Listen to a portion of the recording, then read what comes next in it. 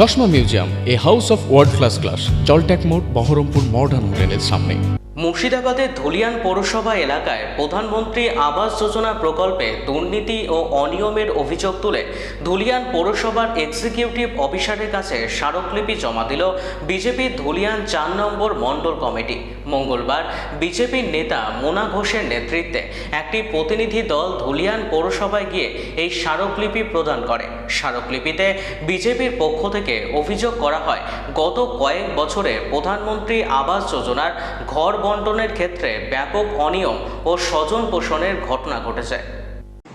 সই করতে টিপ সই কবির সাহা আর রয়েছে ধুলিয়ানের যুব মোর্চা। ওনারা এসেছিলেন শামশেরগঞ্জ ব্লক কমিটির পক্ষ থেকে।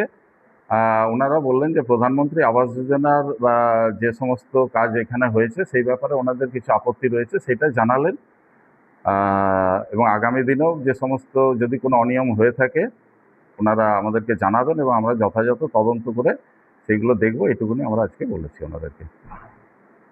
আমি এক্সিকিউটিভ অফিসার, ধুলিয়ান মিউনিসিপ্যালিটি। যেটা আমরা পৌরসভায় এসেছিলাম, আমরা এক্সিকিউটিভ অফিসারের কাছে এসেছিলাম, কারণ উনি তো সরকারি প্রতিনিধি। পশ্চিমবঙ্গের সরকার পরিবর্তন হয়েছে, নতুন সরকার গঠন হয়েছে, আর নতুন সরকারের তত্ত্বাবধানে যে সকল চিন্তাভাবনা ব্যক্ত হয়েছে সেটা আপনারা সোশ্যাল মিডিয়ার মাধ্যমে বা বিভিন্ন পত্রপত্রিকার মাধ্যমে জানতে পেরেছেন। দীর্ঘ 15 বছর ধরে যে তৃণমূলের শাসন এখানে চলেছে এবং তাতে পৌরসভায় যে দুর্নীতি বা দুর্বৃত্তায়ন ঘটেছে তারই সত্য উদ্ঘাটন করার জন্যই আমরা এখানে এসেছিলাম। আমরা ইও সাহেবের কাছে আমরা একটা স্মারকলিপি দিয়েছি, যাতে বিগত 2016 থেকে শুরু করে আজ পর্যন্ত প্রধানমন্ত্রী আবাস যোজনার যতগুলো ঘর, যতগুলো বেনিফিশিয়ারি পেয়েছেন তাদের পুরো তালিকা আমরা চাই। তাদের স্ট্যাটাস কি আছে, বাড়ির স্ট্যাটাস কমপ্লিট না ইনকমপ্লিট না আংশিক, বা এমনও আমাদের কাছে ইনফরমেশন আছে যে যাদের নামে টাকা উঠিয়ে নেওয়া হয়েছে কিন্তু বাড়ি পায়নি, টাকা উঠে গেছে। আর দ্বিতীয়ত ছিল যে কাউন্সিলররা বিগত এই 15 বছরের মধ্যে নবনির্বাচিত হয়েছেন বা পুনর্নির্বাচিত হয়েছেন বা যারা এক্স হয়ে গেছেন, তারা যে প্রধানমন্ত্রী আবাস যোজনার যে বেনিফিশিয়ারির কাছ থেকে যে সকল তথ্য, ব্যাংকিং বই থেকে শুরু করে সই করা সেই চেকবুক এবং এটিএম যারা এখনও রেখেছেন, তাদেরকে আমরা আজকের এই স্মারকলিপি প্রদানের মাধ্যমে ওয়ার্ন করতে চাই যে আপনারা তাদেরকে তাদের জিনিস যথাযথ ফেরত দিন।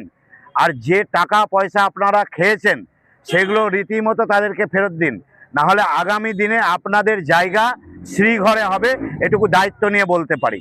কারণ আজকে মানুষ সচেতন হয়েছে, এতদিন ভয়ে রাজনীতি করতো, আজকে মানুষ ভরসা পেয়েছে, ভয়কে দূর করেছে।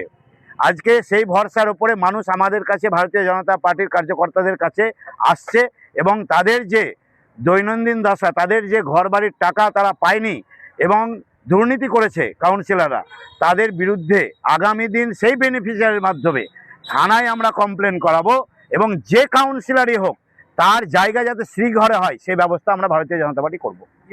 আমরা চেয়েছি যে সেই 12,000 তালিকা, সেটা বললেন যে উইদিন 7 দিনের মধ্যে উনি দেবেন। আর আমরা এটাও দাবি রেখেছি যে বিভিন্ন ওয়ার্ডে যে দুর্নীতিগুলো হয়েছে বা যারা অ্যাকচুয়ালি বেনিফিশিয়ারি 18তে টাকা জমা দিয়েছে এখন পর্যন্ত সে বাড়ি পায়নি, এই রকম আমরা পার্টির কার্যকর্তা সেই এলাকায় যোগাযোগ করব। পার্টির কার্যকর্তা তাদের নাম লিস্ট করবে, ওয়ার্ড ভিত্তিক আমরা সে নাম ইও সাহেবকে দেব। ইও সাহেব তদন্ত করবেন কেন হয়নি, তার যথাযথ উত্তর আমরা ইও সাহেবের কাছ থেকে নেব। এবং সেই কমপ্লেনাররা যদি মনে করে যে আমরা থানায় গিয়ে জানাবো, আমরা তাদের সঙ্গে আছি, আমরা তাদের সাথে আছি, আপনারা সাহস করে বেরান, ভরসা নিয়ে বেরান, আপনাদের সঙ্গে ভারতীয় জনতা পার্টি আছে।